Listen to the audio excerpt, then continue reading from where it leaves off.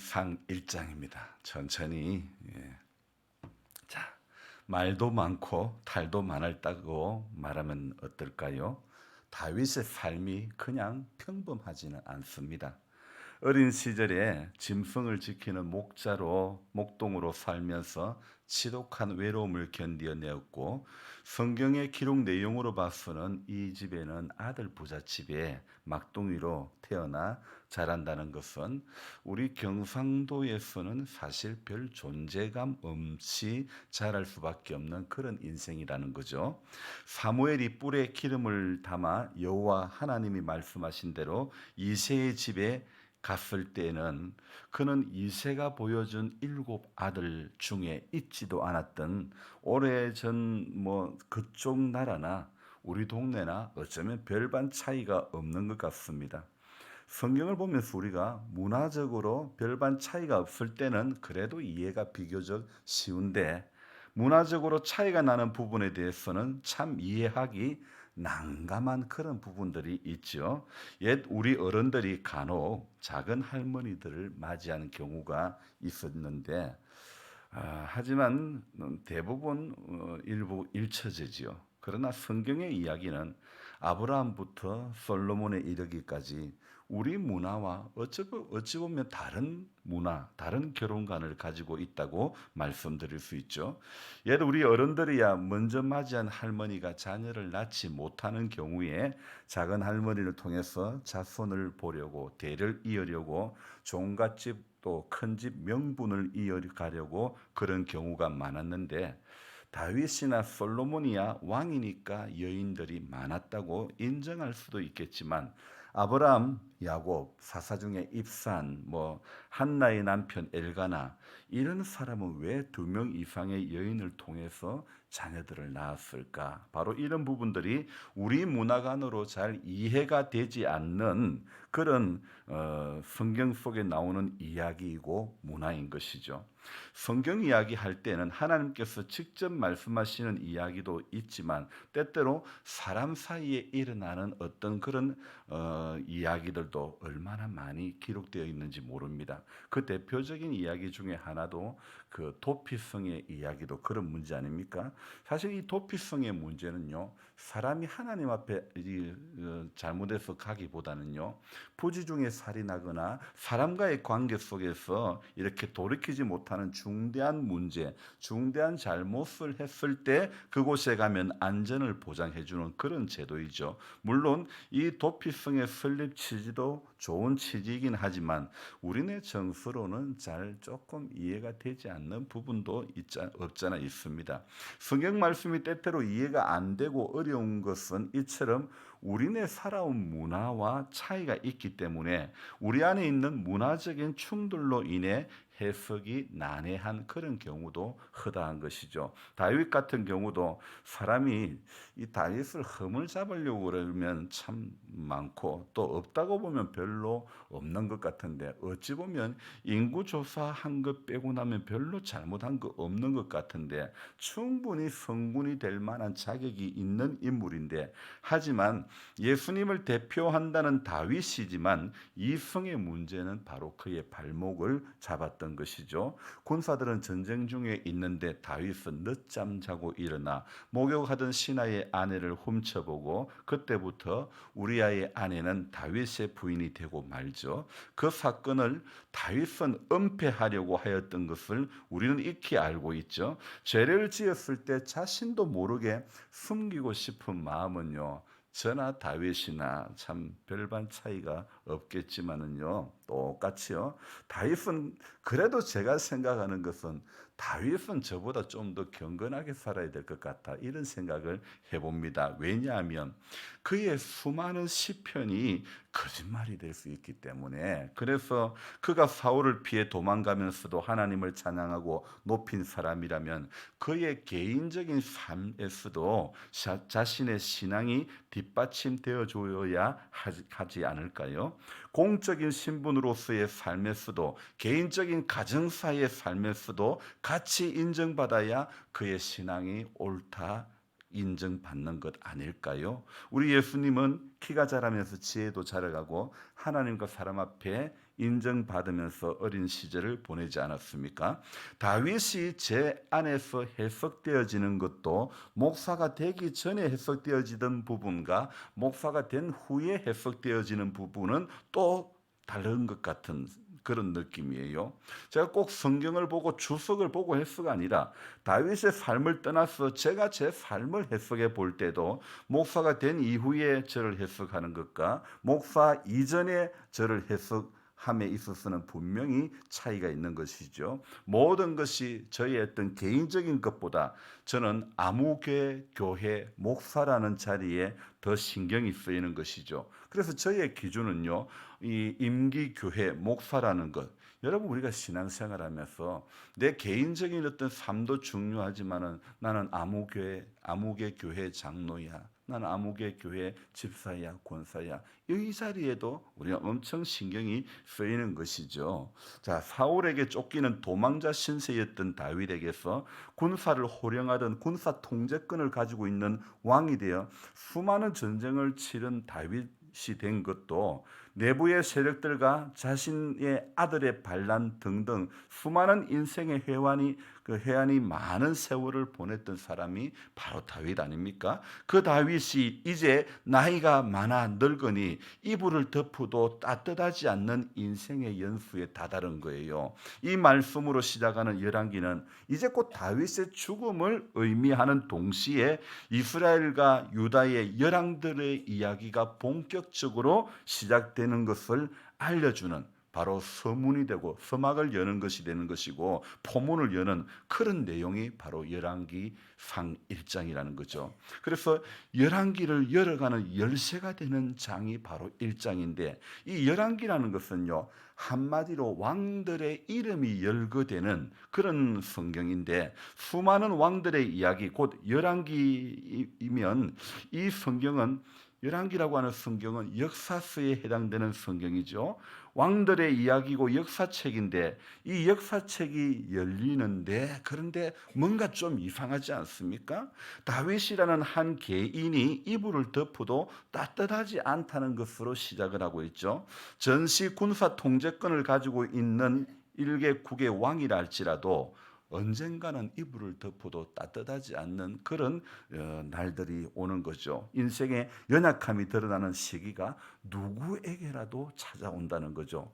역사책이지만 다윗 개인의 체력, 육적인 상태를 의미하는 것으로 시작되는 것이 바로 열왕기서입니다. 오늘 모든 성경도 마찬가지이고 여러분 이단이 되는 것도 이단이 안 되는 것도 바로 한 절의 말씀을 어떻게 해석하느냐에 따라 가지고 충분히 달라질 수도 있는 거죠.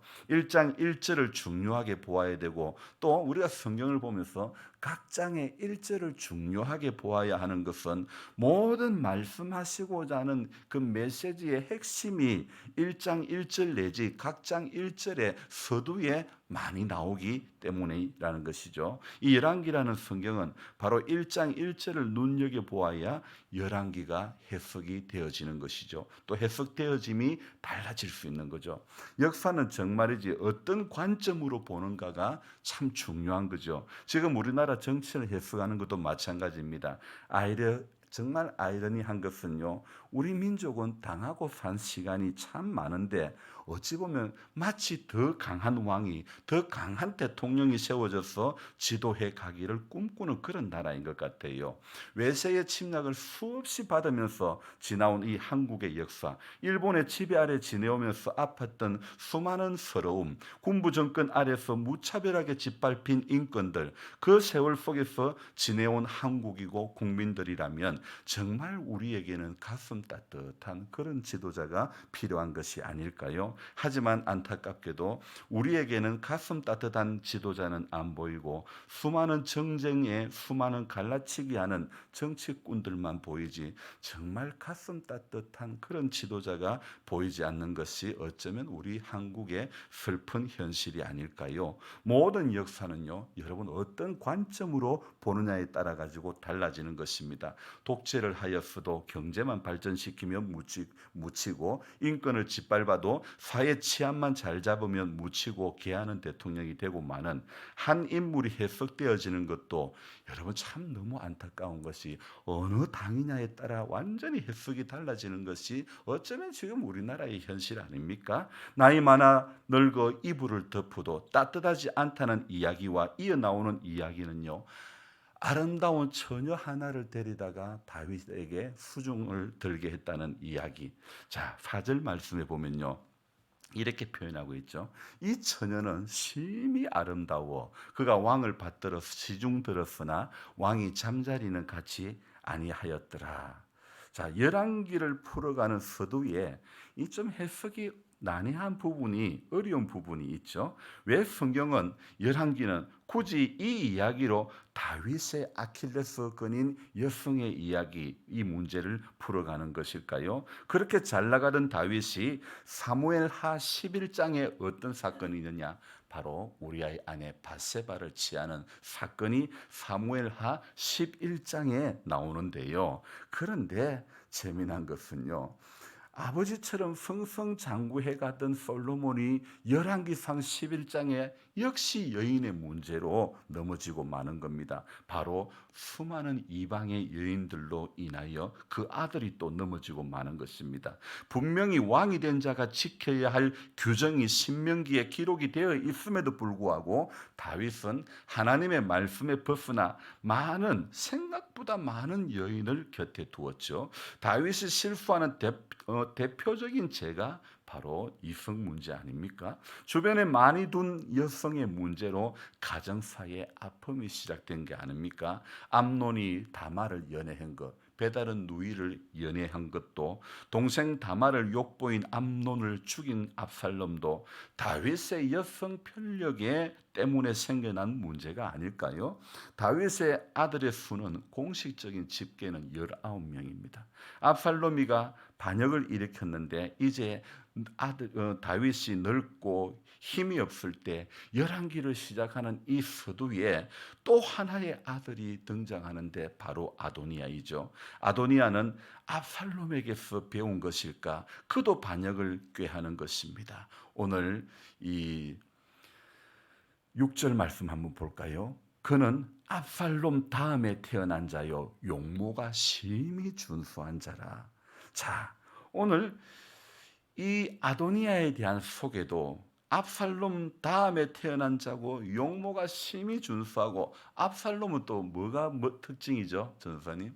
머리가 그죠? 머리가 뭐 이 남자이지만 머리가 너무 길고 이렇게 보면 사람들이 뭐 보면 뿅 갈 만한 그런 외모도 있었던 것 같아요. 근데 이 아도니아는 자라면서 야, 너 어째 그런 일을 했어? 어찌 이런 일을 했어? 부모로부터 아비로부터 이런 말을 한 번도 듣지 않았던 그런 이 인물이죠. 참 이 아도니아는 어찌 보면 압살롬이보다 더 치밀합니다. 7절 한번 읽어봅시다.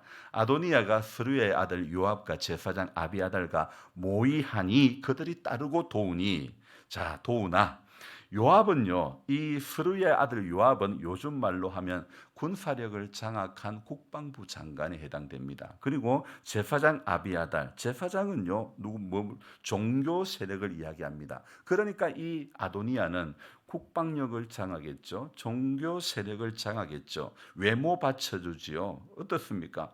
이 아도니아는 왕이 되지 못할 그런 조건이 아닙니다. 누가 봐도 왕이 될 수밖에 없는 외모 받쳐주죠. 군사력 잡고 있죠. 종교력 잡고 있죠. 전부 다 잡고 있는 거예요. 다 갖춘 거예요.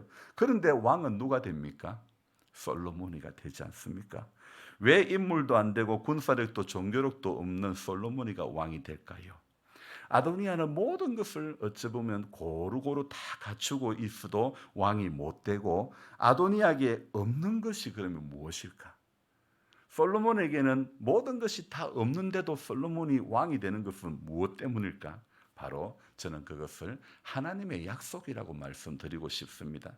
이 약속은요, 하나님의 약속은 아도니아에게 있는 게 아니에요. 솔로몬에게 있는 거예요. 그래서 솔로몬이가 왕이 되는 겁니다. 오늘 이 1장에 열거되는 이 이야기는 결국 세상 사는 것은요, 실력으로 외모로 되는 것이 아닙니다.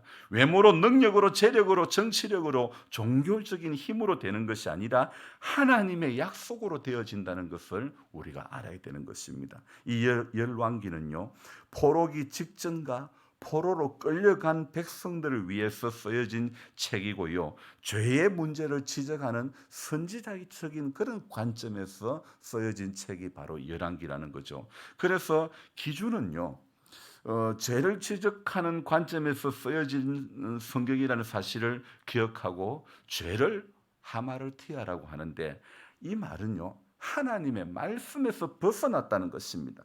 여러분, 우리 기준은요, 성도의 기준은 하나님의 말씀입니다. 열왕기서의 기준은 무엇일까요? 바로 신명기입니다. 예수님께서 말씀을 인용할 때에도 신명기 말씀을 인용하셔서 말씀을 하신 적이 여러 번 있었는데요.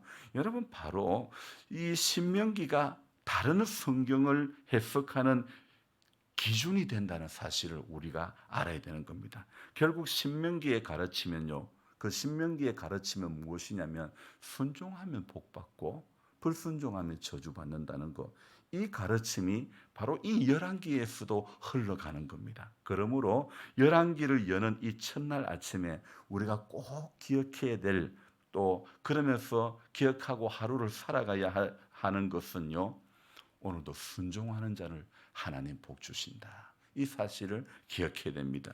죄의 문제를 벗어나야 복 주시는 하나님이시라는 사실을 오늘 꼭 기억해야 되는 겁니다. 뭐라고요? 하나님 순종하는 사람 복을 주신다. 하나님은 죄의 문제를 해결한 사람을 복을 주신다. 그래서 오늘 이 하루도 살아가면서 우리 문화로 해석이 잘 안 되는 이 열왕기상 1장이 하나님께서는 결국 이 역사의 흐름 가운데서 열왕기상을 통해서 우리에게 말씀하시고자 하는 것은 바로 신명기에서 이어져 내려오는 순종의 문제를 이야기하는 거예요. 그래서 그 열왕기상을 이야기하면서 수많은 왕들을 이야기할 때 기준이 되는 사람이 누구냐면 다윗이라는 거예요. 다윗의 길과 같이 하지 아니하여, 다윗은요 곧 우리 예수님을 예표하는 인물이 되는 거예요. 그래서 다윗의 길처럼 가지 않았다. 아들 솔로몬도 아버지 다윗의 길을 걷지 않았다. 모든 기준이 다윗이 되는 거예요. 여러분, 오늘 우리도 신앙생활하면서 꼭 기준 삼아야 될 것, 하나님 말씀이 우리 신앙의 기준이라는 걸 꼭 생각하고, 또 저도 개인적으로 제가 어떤 것보다도 나는 이 교회 목사야, 이것에 대해서 굉장히 조심해야 되고, 또 하나님의 말씀 앞에 바로 서려고 몸부림쳐야 하듯이 여러분도 하나님의 교회를 섬기면서 나는 안목의 교회 집사야, 이 장로야, 이런 마음이 우리 안에 가득해야 될 줄로 믿습니다. 그래서 이 하루도 하나님 앞에 순종 잘하기를 결단하며 기도하며 돌아가시기를 주님의 이름으로 축원합니다. 기도하겠습니다.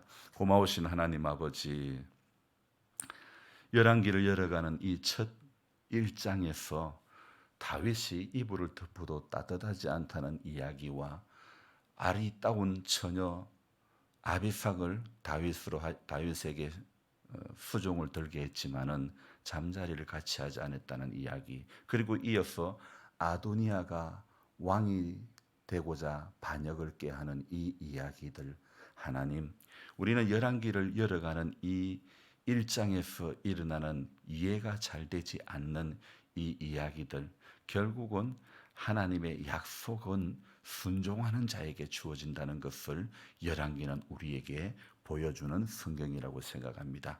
수많은 다윗의 이 인생사 가운데서 가장 가슴 아픈 것이 있다면 자식이 반역을 꾀하고 자식들 사이에 전쟁이 일어나 다른 자녀를 죽이고 몹쓸 짓을 했을 때 일어난 이 이야기들, 결국은 그 모든 밑바닥에는 죄의 문제가 있었습니다. 하나님, 이성의 문제가 있었습니다. 넘어지게 되는 것은 한순간이었습니다. 하나님, 우리도 선 줄로 아는 자가 되지 않기를 원합니다. 넘어질까 조심하는 인생들이 될 수 있도록 하나님 도와주시옵소서. 열왕기를 열어가는 이 첫날 아침에 우리 꼭 기억하기를, 하나님 순종하는 자를 복 주신다는 신명기의 가르침을 우리는 꼭 기억하면서 이날 하루도 하나님 주신 마음 앞에, 그 음성 앞에 순종하려고 몸부림치는 이날 하루가 되도록 주님, 아니 우리 평생이 될 수 있도록 축복하여 주시옵소서. 감사를 드리며 주님 또한 이 마을에 우리 장로님 보내주시고 또 이사를 오게 하신 것 감사합니다.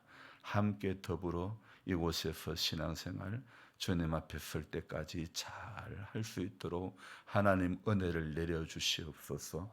혹이라도 우리 마음에 내가 말이야, 내가 누군데, 이런 마음들 없게 해주시고, 우리 모두는 겸손히 하나님의 교회를 섬기면서 서로 각각 나보다 남을 낮게 여기는 그 믿음으로, 그 은혜로 살 수 있도록 도와주시옵소서. 필요를 채워주시기를 원하옵고, 평생 주와 동행하는 우리 모든 성도님들 가정들이 될 수 있도록, 개인사가 될 수 있도록 주님 축복해 주시옵소서. 감사를 드리며 존귀하신 예수님의 이름으로 기도드립니다. 아멘. 간절한 마음으로 주여 부르고 기도합니다. 주여, 주여, 주여. 하나님 아버지, 좋으신 하나님, 우리의 새벽을 또 깨워주셔서 감사를 드립니다. 항상 한결같이 하나님